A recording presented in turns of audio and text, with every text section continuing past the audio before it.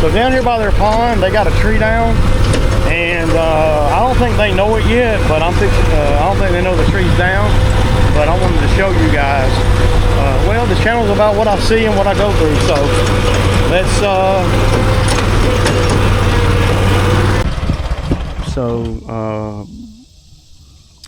What would y'all charge to get this tree up?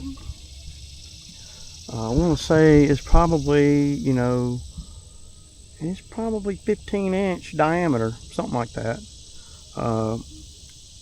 And they're definitely going to want to get this up. This is my thinking when I'm quoting. And now keep in mind, I am not even a mile from my house, maybe a half a mile from my house. Okay, I could literally just drive the skid down here. But my thinking would be, if I come down the hill just like I did with a mower, come about right here somewhere, and then have my guy. This might be a job for Cam, where he's real limber. He might be able to get up on that stump there and get to there and get onto the tree. You don't weigh nothing either, and wrap a chain around it, a rope around it, probably a chain, and then just be right here, and then just, you know, we'll be a little closer and choke up on it best I can, but without the ground getting soft, and then just pull it back slowly and get the whole thing to come this way. And then once you get it down here, then choke up on it and do it again. And then, because if you try to come right there with the skid, that's going to be difficult to do and not get stuck, not stuck, but slide, because there's so much pine straw. The pine straw is slippery. So I'm gonna take a picture of this for them so they'll see it. But if I could get this tree, if I could make $500 to do this tree right here, I would do it for 500 bucks, man. It wouldn't take nothing but about an hour and a half. That's from pull up to pulling off. But see, there's a lot of other things around here to do too, where the beavers have done cut the trees off on the bank and left all these stobs. Just go and grab that shit and pull that out. What do y'all think y'all would charge for that? And I don't have to haul it off. What I would do is I would just put it in the woods right here behind me. What do y'all think? Y'all let me know in the comments.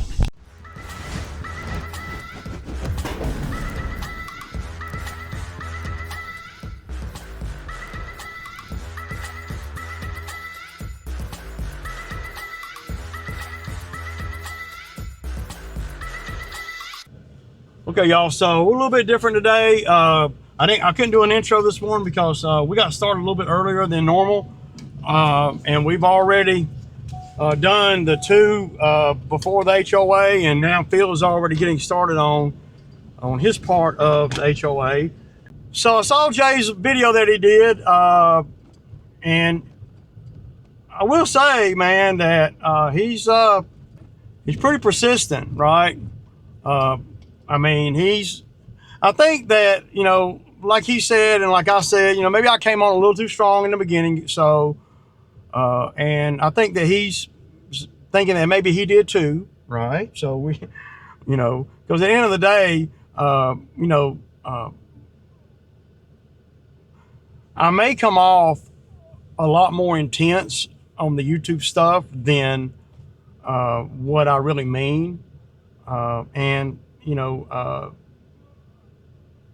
I don't know, my passion for what I do to make money sometimes is not represented correctly in my videos, right? Because my videos are, well, they're just showing the day-to-day and all that. And I try not to be too intense about it, because at the end of the day, the YouTube doesn't pay any of my bills or nothing. But I think that I get misread or misconstrued by some of my videos, because I can't hide the passion, you know, in the business, right? I can't hide that. And though I know that YouTube's not going to make or break me, it's not as serious as it may appear on video. And I think Jay is seeing, you know, some of the stuff that we were saying in the beginning, and and he's modifying, which is what he should do. I mean, I would too. I mean, we all have to start somewhere, and it really ain't my spot or my place to come on here. And even though I do, I'm not saying that I don't. I'm just saying that it really ain't my spot or place to come on here and really go after these younger guys that are trying to start out, right? I'm just such a realist, and have been, beat up at times in this lawn maintenance game, right? And you guys have seen some of the pain with employees and everything. And the video Jay did, I don't know when he did it, but it's apparent that he's gonna do this, and that's fine. And like I've always said, I hope nothing but the best. But I know that when you start dealing with employees, there's a lot of headache along the way, man. Even, you could have your bestest buddy be your employee, and it's all good in the beginning. I've never had an employee come out here where it was terrible in the beginning. It always gets bad when they start making money, and then they start, wanting to run shit, right? So to sum everything up with Jay, I like I said, I hope him the best. And I know I'm going to be watching, because I find it very interesting. And I hope that some of the ways that he's doing things will pay off. I'm always thinking the worst, right? Well, I'm preparing for the worst, hoping for the best, right? And everything. And sometimes that view is, it's skewed. It's not accurate, if you will. He did explain, what he means by high ticket items or high ticket lawn service. He just means the more expensive lawns. That's what I thought he meant. But we all want to go after the more expensive lawns. That's the thing that you have to know. Of course, I'd rather do $100 lawn than an $80 lawn, as long as the density and the routing is okay. Now, if I have to drive 20 miles to do that $100 lawn, and I can drive 3 miles to do the $80 lawn, well, I like the $80 lawn better, as long as I got other stuff around there. I'm making more money at the $80 lawn. Now, he did pose a question in his video where he asked, and it's a good question, dude, I got to give him that. If you're doing this property right here, we'll say, for $60 or $70, and the neighbor comes out and says, hey, can you do my yard? But I only want to pay $40. Well, there's a lot of factors that go into that thought process at that point. Number one, is his yard the same size as the $60 one that I'm doing? Check, it is. Okay. Is the routing friendly, right, on other properties besides those two? Am I trying to be over in that area deep? I got to ask myself that. What are the customer's expectations? Are they a stickler for detail and everything? Well, then now you start, okay, well, if I'm doing this one for 60 and I do yours for 40, you can't cry about nothing. And I pretty much will say that to a customer that approaches me. But I probably wouldn't do it for 40. I may do it for 50. I don't think that I would take a $20 hit, but it's all about what you're trying to do and how good your density is. At this point in my illustrious lawn maintenance career, I'm going to tell them I can't do it for 40, but I'll do it for 50 and see what they say. And then common sense plays a lot into that too. Because if you end up doing it for 40, and then they know, and then the other neighbor knows you're doing theirs for 60, and you only charge him 40, that might be a problem at some point, especially because a lot of neighbors know each other, and they sit down in the eating time and they laugh at their lawn guy. Yeah, he's charging us damn 60. He's only charging you 60. Well, shoot, he's charging me 40. What? Now you got a problem. That kind of thing happens a lot. I try to stay, neutral in that. There's a lot of other variables too. Okay, how many customers do I got? Am I trying to be deep in that area? If I'm new, I might take it on. I just might, just to see. At least do it one time, and then without having to load the trailer or everything, because if you have to go 5 miles down the road, that $20 is really, you got to weigh that, right?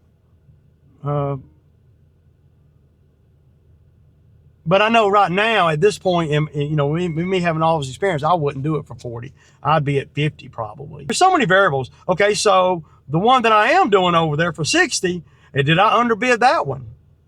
Right? You got to ask yourself that. Am I making money on that one? I'm making top dollar on that one, and the next door neighbor is the same is a cookie cutter, same size and same everything as the one I'm doing for 60. If it is, I can probably do it cheaper. And if my numbers are right on the $60 one. Now, if my numbers are low on the $60 one, where I say, oh damn, man, I need to be at 75. Well, then now I'll be like, no, I can't do it for 40. I can't do it for 50. I'll do it for 60. The same thing I'm doing that one for. And then you can make up some ground on your money if you are undercharged the first one, right? There's a lot of variables. And then it has to do with how quick it takes you to do it, what kind of equipment you got, do you have labor or not, how much detail is there, what's their expectations, how far is it from the other properties that I'm doing, and all that. Because if I have to drive 20 miles or 15 miles to go do a higher end yard where it's $120, or I can drive 3 miles and do the same size yard, I can do it for 90 and be making the same money. Actually, you can even make more money if your density, if that $90 yard will spread the word in their area. Now, I'm not saying don't do the $100 yard. What I'm saying is your money making is going to be about the same. I've found, and if you got labor, it's really going to be, you're going to be tipping the scale a little bit then. But then it goes back to how many or more yards do I have around that $100 yard? If I got 8 of them and they're all 90 and 100, okay, well, that $100 yard, that makes it worth it. If I got one and I'm driving 20 miles to do $100 one, well, that one, I'll try to hold on to it until I can fill in the gaps in the route from point A to point B. B being the $100 yard. I need to fill in some of that. I need to get some word of mouth over that way. But Jay, to you, buddy, I wish you all the best, man. I really do, man. And I don't really mean to be such an asshole, but I know I am. So I can't help it, man. It's good seeing another side of this guy, y'all, for real. It is. It's refreshing. And, I'm not gonna, well, it's refreshing. And if Jay ever had a question for me, I'd be glad to answer his question. Any question he ever has for me. Well, I got to be able to come in his comments. So you got to unblock me, Jay. I'll behave. I promise. I'll behave. I will. I promise. But if you unblock me, you're probably going to get some hate from all those, you know that I know that you know that I know that ain't showing nothing, just telling something. So if you unblock me, boy, they're going to have a fit, Jay. But I understand if you don't unblock me. I get it. It's okay. It's not that, But anyway, I got to get on this HOA, man. We got to get this 550 here, man. It's a lot, man. It's a lot. I'm grateful and thankful for Phil, but hell, it's 9:15, man, and we're already at $220. So we're gold, man. Gold, and today will probably be around a 850 or so, something like that. The biggest thing is we got to get the HOA done completely and thoroughly, because tomorrow Cam is supposed to come back. Now, I don't know. He might not. But... Okay, y'all, 12 o'clock, man, and we're about halfway done with the HOA. Now, Phil got him more stuck over here, so it happens over here. I've gotten stuck. Just about everybody's been out here has gotten stuck over here. And Phil saw what he did wrong, so he's like kicking himself because he had to walk a country mile to yeah, it's hot out here, man. 90 degrees. Okay, y'all, so we're done. Ray, stop it, Ray. Stop getting off before 2, Ray, with 900 big ones. Stop it. Stop it. Please. You're making me look bad, Ray. 98 degrees. Yeah.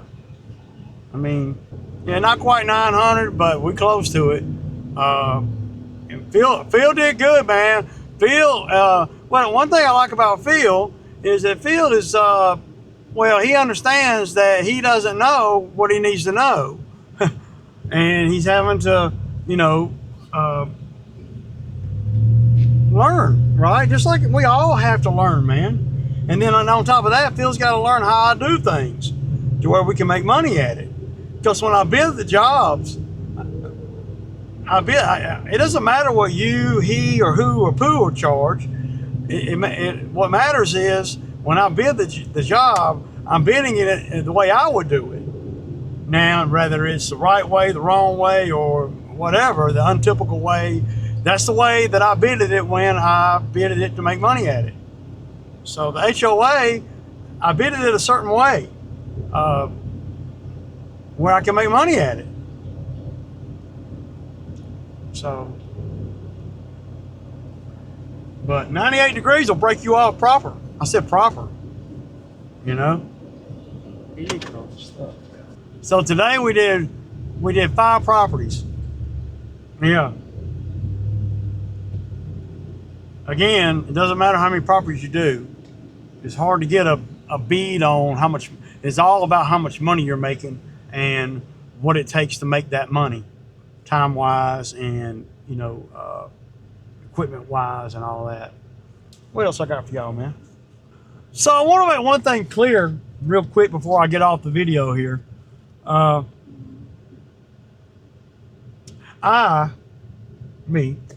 am not against marketing for your business. Let me say that one more time. Because some people like to take what you say, twist it a little bit, and then run with it because they ain't got no life.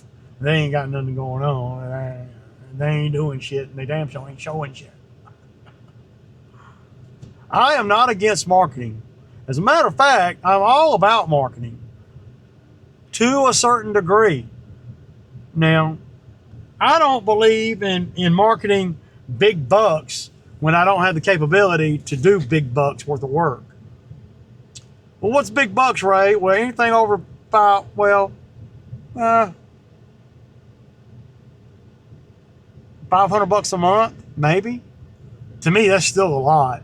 But I'm a little bit out of the loop, man, you know, because I don't never market.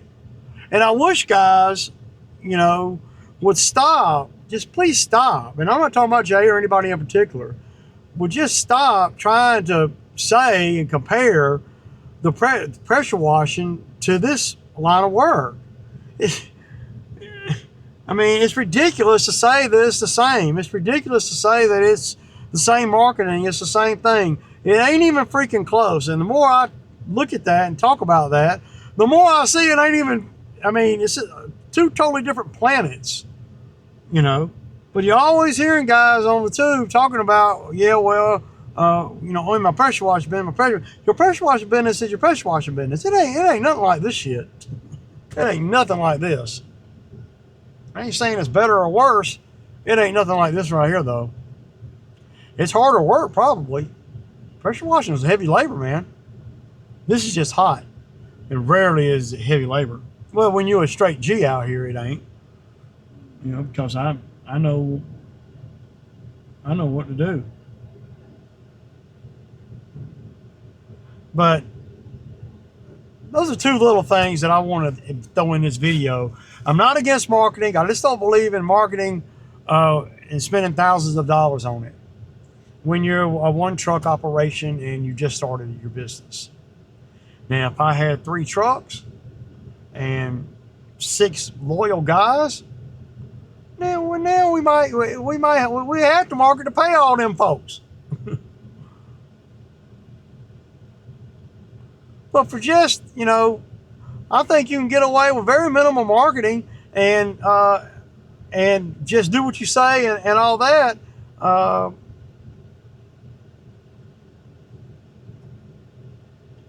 With minimal money. I've gotten away, the whole time I've been in business, I probably haven't spent, $500 on marketing. I mean, it's all added together. I don't know how, why, or if that's good or bad or what, but that's the reality. That's the truth, man. But you got to look at it too like this. I can do a lot more stuff than just mow grass. And I know there's people that think I can't, and they got to be the dumbest folks in the world if they think that. I've always been able to do tree work, drop trees, clean up trees. I sell firewood. I've always been able, and I've been able to weld stuff, fix people's trailers. I've always done stuff like that to kind of get me through and maybe that's another reason why I've gotten away without having to spend a lot of money on marketing, because of all the stuff that I can do. And you can market for free. It just is not going to hit the masses, we got a Facebook page. My neighborhood's got a Facebook page. My city's got a Facebook page. I mean, and when you're from a small town like this, and I will admit, I live in a small town, but there's money here. There's a lot of money here, and there's a lot of building going on here. People are flocking to here. It's booming, right? And it might not always be like that, but I'm fortunate in that regard. This is a dense, high income area, and they're building everywhere. They're building a development right down here, y'all, with over 450 houses at it. Right? I mean, it's like a mile from here. Yeah, 450 houses. Well, Ray, you need to be in there getting that work. If I had quality labor, I would target that, and I guarantee you I would get a lot of work.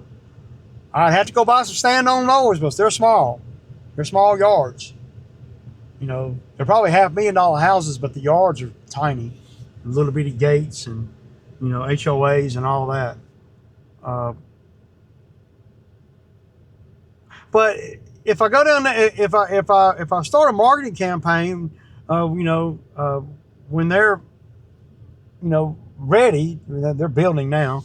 When they're ready, and I start a hardcore marketing campaign, and if I don't have no labor, if I got the kind of labor I got now, where Phil's a good worker, Phil's going to show up and Phil's going to do what he say, but Phil can't be available all the time. And so if I go down there and market those 400 something places, now I got, we'll just say I get 30 of them. I don't know. I ain't got enough help to throw 30 more yards on the freaking schedule. And then say I get a guy, right?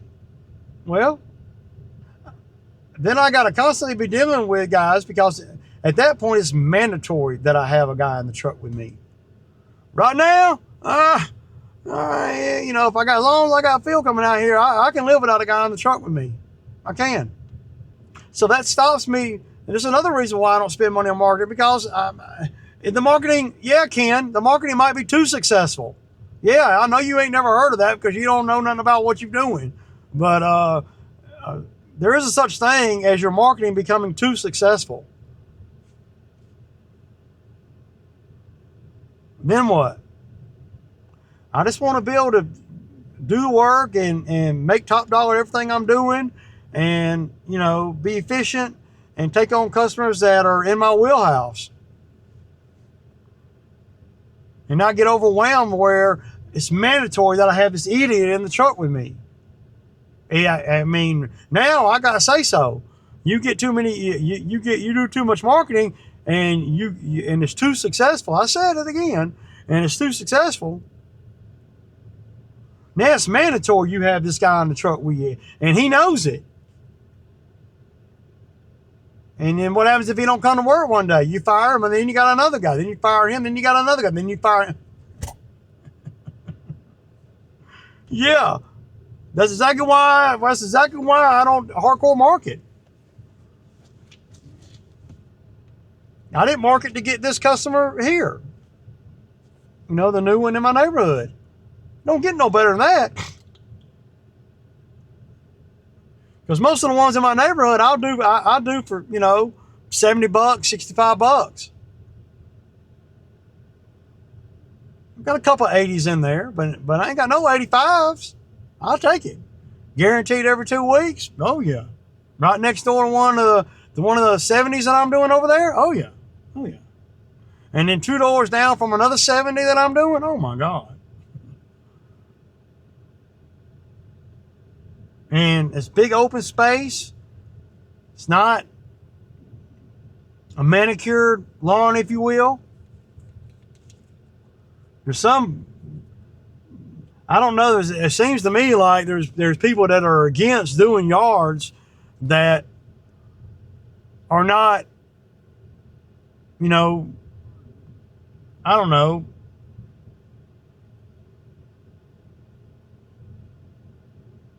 high detail yards. If you're not doing high detail, beautiful, you know, centipede and zoysia and Bermuda yards, and if you're not doing high end, then you're a low life. That's the perception. And I'm here to tell you another tip, just another tip for you guys. The higher end the property is, meaning the more detail, in most situations, and keep in mind, most situations, they're not as lucrative as the ones that don't require all that detail. Not because, oh, they pay more, but it takes you longer, a lot longer.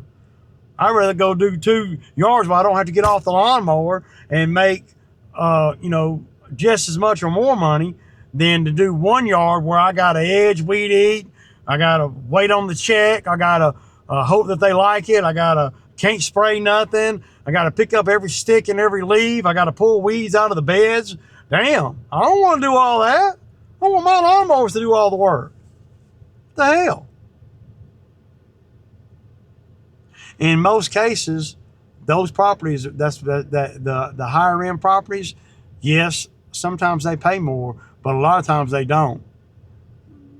You got to go in there and charge them by the hour because they'll drag you like that.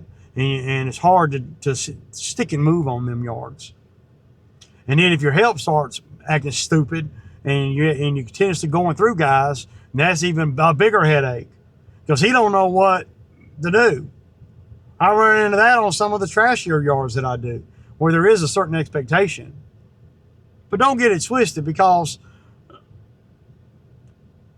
the people that think high-end yards or the real manicured lawns are the best way to do it, those are the people that don't mind doing all that. And those are the people where the customer, the anomaly, the customer's paying them really good. And most folks in my area, they don't care nothing about all that. They don't. They're not going to find people that are willing to pay me to go spend, an hour and a half at their 2,500 square foot property, and pay, pay me $200 or $300. They're not. They're now. If you've established and you've been working for that same rich person for a long time, then yeah, they might be breaking you off pretty good. You never know. But going in the door, and if they're real picky, you're not gonna last long with them anyway. And then what happens then is what happens then is you learn what customer what customer not to mess with, what customer ain't your customer. And I've learned that. That's why y'all don't see me I mean, y'all don't see me on the high-end manicured lawns for the most part. Not because I can't do them. I mean, I mean, I can do any yard, man. It doesn't matter. It doesn't take any more skill to do a manicured lawn for me, 20-year vet. I mean, come on. And if some of the guys that work for me, they might not, but I know how to feather the deck, bag it. I know a sequence of events that need to take place. There ain't a yard. I said, there ain't a yard out here I can't do. None. And make money at it. If that's what I want to do. I want to make the most money. And the most money ain't in the manicured lawns. I don't give a damn what anybody is saying. Not in my area for what I do, for the mowers that I own. No, man. Another thing that a lot of people do too is they put signs on their trucks, right? I don't do that. I have before, and I got a sign that I used to have on my trailer. I just don't do it anymore. Why? Same reason I don't want to mark it, because I got enough work to where any more work without the right guys out here is going to tax me. There is a sweet spot where you can be making top dollar and minimal headache and minimal labor. And if you go past that point where you have to depend on labor, that's a problem. Usually, it may not sound like one in the beginning, but it usually becomes a problem at some point, because at some point that labor is going to quit. Yeah, and you'll have to make sure that you are ready for that. And to be in this business right here, the only way that you're going to really, I don't want to say the only way, but one of the ways that you can